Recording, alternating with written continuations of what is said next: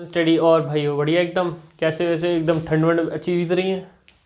तो वो आज पढ़ना है हमें प्रकाश का वही कंटिन्यू करना है जो पिछली बार पढ़ा था। क्या पढ़ा था हमने? प्रकाश का परावर्तन। वही उसी चीज़ को कंटिन्यू करते हैं आज अच्छी तरह से। ठीक है, किस चीज़ को?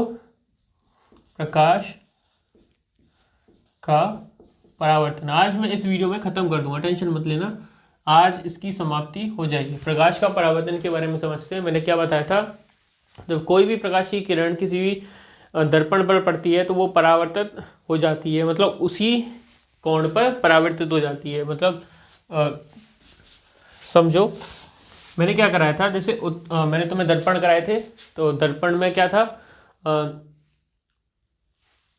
उत्तल दर्पण अवतल दर्पण, दो चीज़ कराई थी, उत्तल दर्पण और अवतल दर्पण। उत्तल दर्पण में क्या कहा था? जो जिसके उभरे हुए तल से परावर्तन होता है, और अवतल दर्पण जिसके दबे हुए तल से परावर्तन होता है। तो सेम टू सेम देखते हैं क्या था उत्तल और अवतल। क्या मैंने अवतल दर्पण में करा दी थी? अवतल दर्पण से प्रतिबिंब का बनना। क्या करा दिया था? अवतल दर्पण से प्रतिबिंब का बनना मैंने क्या करा दिया था ना, पिछली वीडियोज में मैंने करा दिया था, मगर उत्तल से नहीं कराया था। शायद करा देते हैं, क्या हो गया, दोबारा करा देते हैं। चलो देखो, अवतल दर्पण में 6 केस थे। 6 केस किसके बनने के? प्रतिबिंब के बनने के। जब मैंने वस्तु को अनंत पर रखा था, और जब मैंने वस्तु को फिर वक्रता केंद्र पर, फिर उससे आगे, फिर ऐसे ही रखता गया था, फिर ऐसे ही प्रतिबिंब क्या पीछे खिसकता गया था। पर उत्तल दर्पण में क्या होता है, पहले समझो।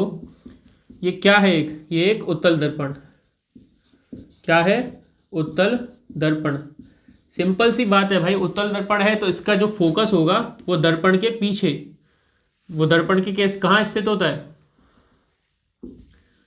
क्योंकि इसका वक्रता केंद्र ही दर्पण के पीछे होता है, तो फोकस भी पीछे। मैंने बोला था कभी भी वस्तु को रखते हैं तो दाईं ओर रखते हैं, इसका मतलब दर्पण के सामने रखते हैं। दर्पण के सामने रखोगे तभी तो भाई अच्छे से पता चलेगा। तो सेम टू सेम उसे क्या रखते हैं? दर्पण के सामने या फिर दाईं ओर। इसे दाईं ओर वैसे बोलते हैं, दाईं ओर। देख ऐसे, अगर मैं इसी तरफ से खड़ा हो गया तो ये जो मेरा दाएं वाला तो सीधा हाथ किधर है? तो हमेशा वस्तु को किधर रखते हैं? सीधे हाथ, दाएं ओर। तो क्या रखूंगा? वस्तु मैंने यहाँ रखी, या तो इसमें केवल 2 कंडीशंस होती हैं। उत्तल दर्पण में केवल 2 कंडीशन होती हैं, 2 शर्तें होती हैं। एक तो वस्तु को अनंत पर रख सकता हूं, और एक अनंत और ध्रुव। ठीक है, 2 कंडीशंस मैं बताता हूं। देखो वैसे उत्तल में तुमने सुना होगा केवल एक ही कंडीशन पढ़ाते हैं कई लोग, कहीं भी रखा हो और तो वस्तु का प्रतिबिंब केवल फोकस और उसके बीच में बनता है। देखो ध्यान से रखो, जब अगर मैं वस्तु को अनंत पर रखता हूँ, कहाँ पर रखता हूँ? अनंत पर रखता हूँ, तो उससे बनने वाला प्रतिबिंब हमेशा कहाँ बनेगा? फोकस पर। कहाँ बनेगा? फोकस पर। तो मैंने तुम्हें एक चीज बताई थी, जब मुख्य अक्ष के समांतर कोई भी किरण जाती है तो किससे होकर जाती है? फोकस से होकर। ठीक है, तो पहले बताओ पहली कंडीशन क्या था? उत्तल दर्पण में प्रतिबिंब का बनना। अवतल हटाते हैं। उत्तल दर्पण में प्रतिबिंब का बनना, इसमें क्या होता है? सबसे पहले मैंने क्या कहाँ रखी? अनंत पर रखी। वस्तु को कहाँ रखा? अनंत पर। तो वस्तु से जो मुख्य के जो समांतर चलने वाली किरण थी वो परावर्तन के पश्चात किससे? फोकस से होकर जाएगी। तो हमने इमेजिनरी माना फोकस से, क्योंकि देखो दर्पण के पीछे तो वह किरण जा नहीं सकती, आगे जाएगी, तो किरण परावर्तन हुई। तो सिंपल सी बात थी, यहाँ बना दोनों जो किरण आपस में टकराई, कहाँ? फोकस पर टकराई, पर बहुत छोटी थी। तो इसका मतलब क्या था? आभासी प्रतिबिंब कैसा बनेगा? प्रतिबिंब कैसा बनेगा? आभासी, बहुत छोटा, बहुत ही छोटा, बहुत ही छोटा। और मुख्य अक्ष के ऊपर या नीचे? मुख्य अक्ष के ऊपर ही बनेगा।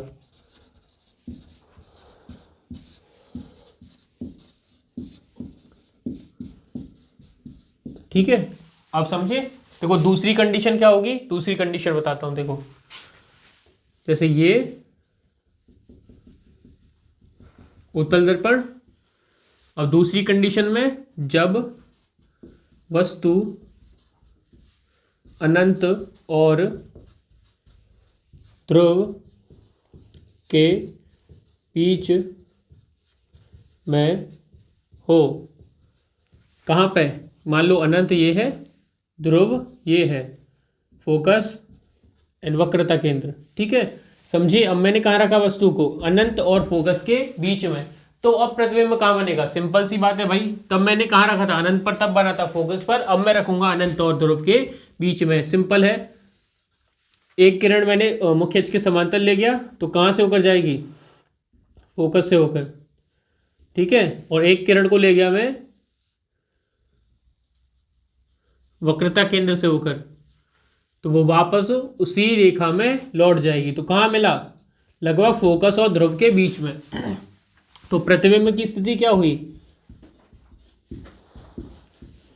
प्रतिबिंब की स्थिति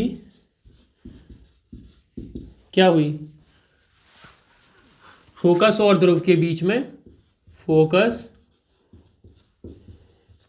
और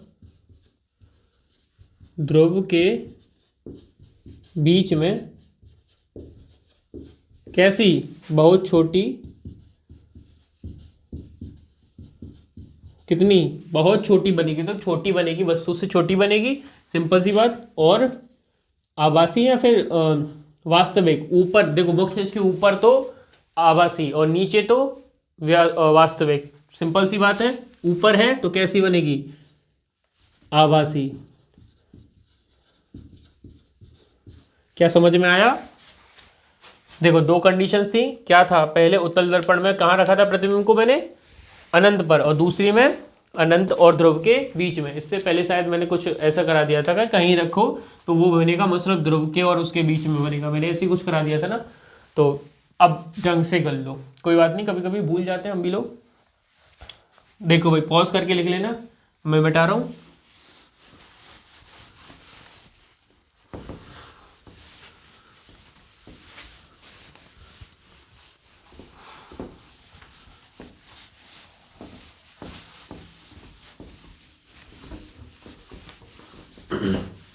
टेंशन मत लो, इसके बाद एक वीडियो और लाऊंगा, उसमें सारी चीज़ों को एक ही में कवर कर दूंगा। ठीक है,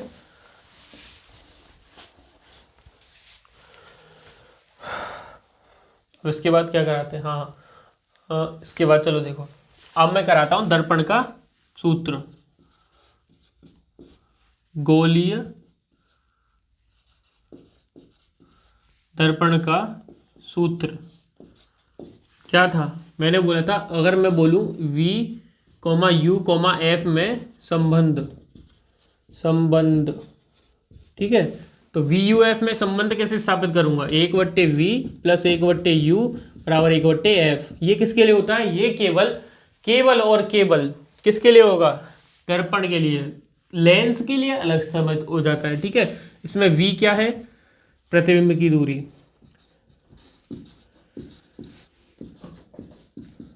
V क्या है? प्रतिबिंब की दूरी, सिंपल है। और U क्या है? वस्तु की दूरी। और F क्या है? फोकस दूरी। ध्यान से देखना, ठीक है। U क्या हुआ? वस्तु की दूरी।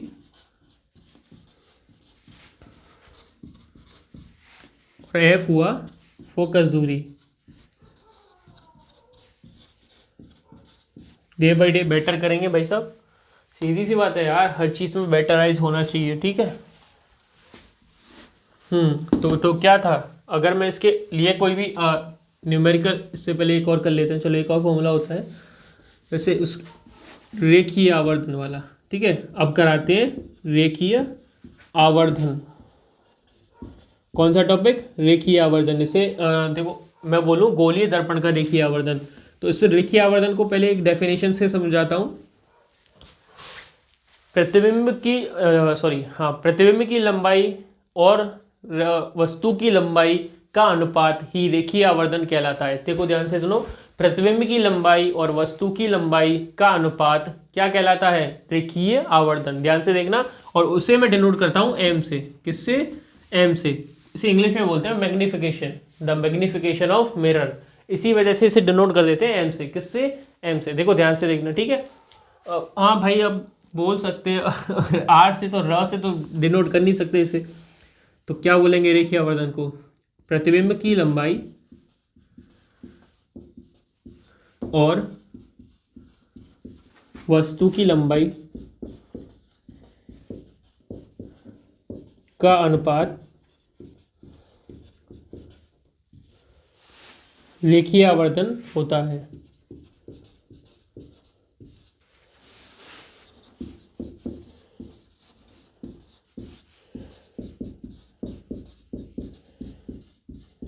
ठीक है, इसका फॉर्मूला क्या होगा? रेखीय आवर्धन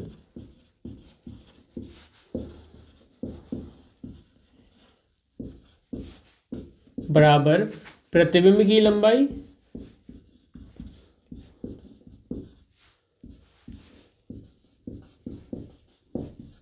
जिसे मैं बोलता हूं H2 बट्टे वस्तु की लंबाई जिसे मैं बोलूंगा H1। नहीं आया समझ में? किसे? प्रतिबिंब की लंबाई को मैं बोलता हूं H2 और वस्तु की लंबाई को क्या बोलता हूं? H1, क्योंकि सबसे पहले क्या रखी जाती है? वस्तु, उसके बाद क्या बनता है? प्रतिबिंब। इसी वजह से H1 और H2। इसका एक और फॉर्मूला होता है, इसे वैसे एम से प्रदर्शित करते हैं। किससे? एम से, क्योंकि इसे इंग्लिश में बोलते हैं मैग्निफिकेशन ऑफ मिरर या मैग्निफिकेशन ऑफ लाइट, प्रकाश का रेखीय आवर्धन। अब इसे एम से डिनोट करते हैं तो H2 अपॉन H1। H2 का मतलब प्रतिबिंब की लंबाई, H1 मतलब वस्तु की लंबाई। सिंपल सी बात। इसको एक और होता है माइनस वी अपॉन यू। नहीं समझे? M is equal to minus V upon U. एक तरह से ये भी होता है M is equal to H2 upon H1। ठीक है, सिंपल सी भाषा में। अभी देखो मैंने कितना पढ़ाया। उत्तल दर्पण में प्रतिबिंब का बनना दो केस थे। कितने थे? दो केस। एक मैंने रखा था अनंत पर, एक रखा था अनंत और फोकस के बीच में। सिंपल था। ऐसे ही मैंने इसे लिखा था गोलीय दर्पण का सूत्र बनाया था, इसे बनाया था रेखीय आवर्धन का सूत्र माइनस वी अपॉन यू और एम बराबर H2 अपॉन H1 और फलाना और ढिकाना और चलो मान लो ऐसे ही।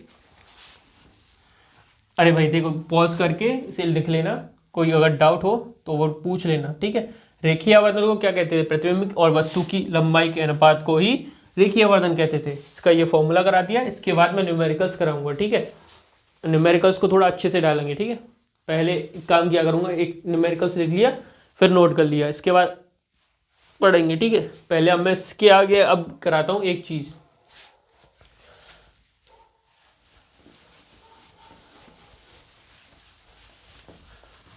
जिसे बोलूंगा प्रकाश का अपवर्तन। अब मैं स्टार्ट करने वाला हूं क्या? प्रकाश का अपवर्तन।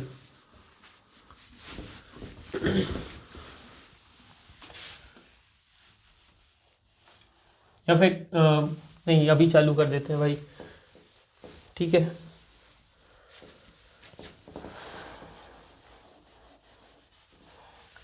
एक काम करते हैं, पहले न्यूमेरिकल्स ही कर लेते हैं। ठीक है,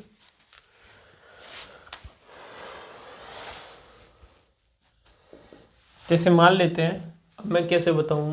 देखो एक बुक्स है मेरे पास, कोई फाइंड करते हैं।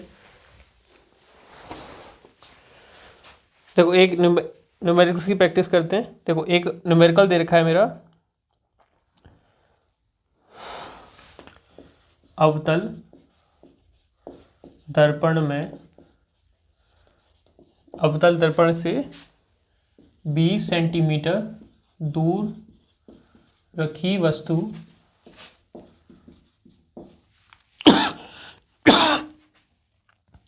का प्रतिबिंब 25 सेंटीमीटर दूर बनता है। 25 सेंटीमीटर दूर बनता है।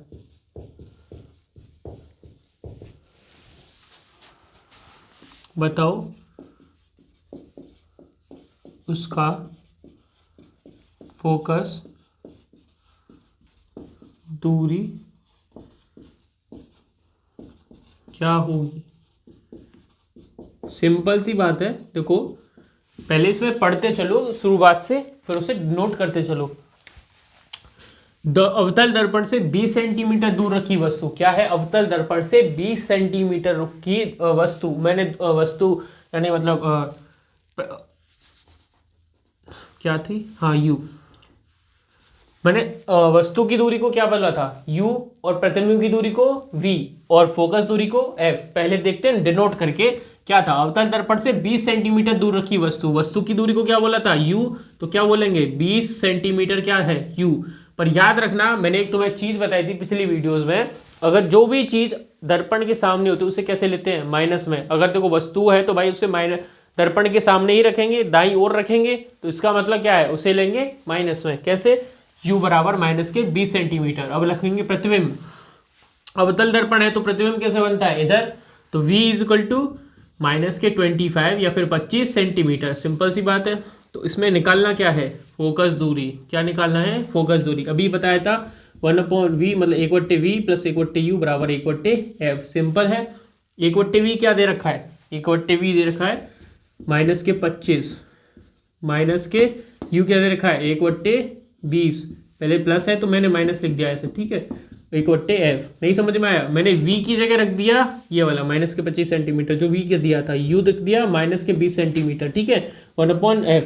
अब देखो माइनस तो पहले से ही है, अब ये माइनस है ये प्लस से क्या होगा इंटू 1/20 मतलब 1/20 बराबर 1/f।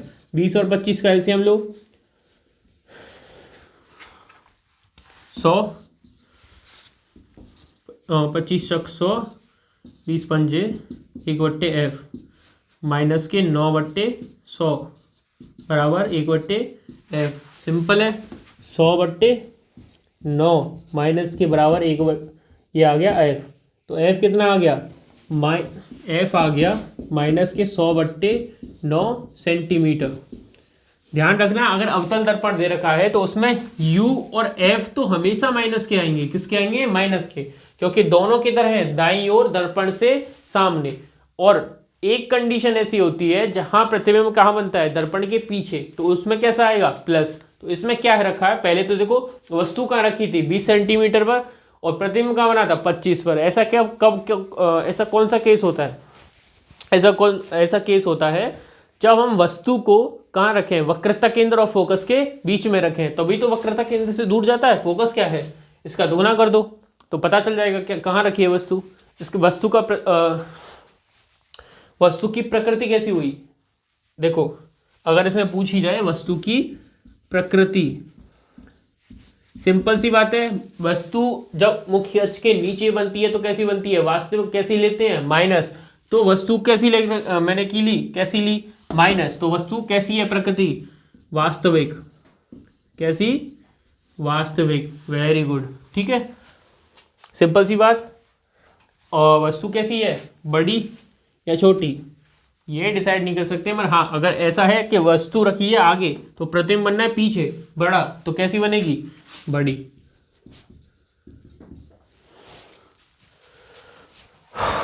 रुको देखो भाई चलो आज मैंने एक ही न्यूमेरिकल सिखाया। अगला जब मैं प्रकाश का अपवर्तन कराऊंगा एक वीडियो में सारा अपवर्तन खत्म करने की कोशिश करूंगा। इतनी मेरी पॉसिबिलिटी रहेगी, इतनी मैं अपनी क्षमता डेवलप करूंगा कि ऑनलाइन ज़्यादा पढ़ा सकूं। तो मिलते हैं नेक्स्ट वीडियो में और भाई एकदम बढ़िया तरह से। और इतने दिन के लिए गैप के लिए